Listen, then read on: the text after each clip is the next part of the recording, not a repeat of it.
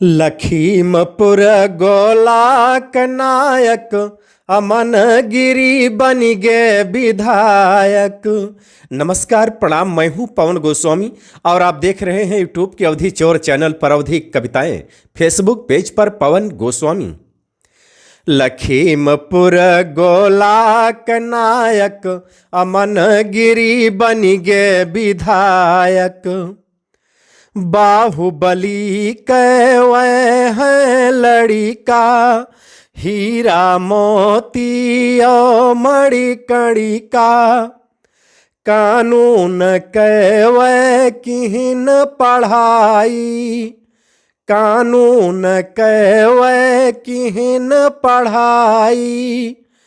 पिता के गुण उनके गवाई, जनता चुनिस वही लायक अमन गिरी बन गए विधायक।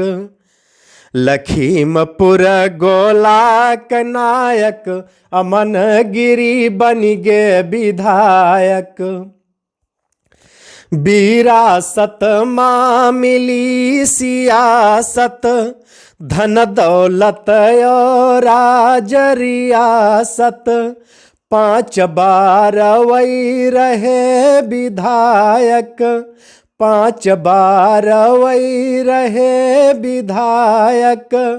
ईश्वर की है रहा सब लायक, अब आई हैं सदी के महानायक अमन गिरी बन गए विधायक।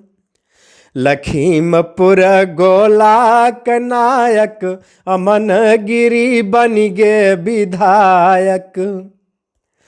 क्षेत्र के जनता है उनका प्यारी, लई है बजट लगई है सारी।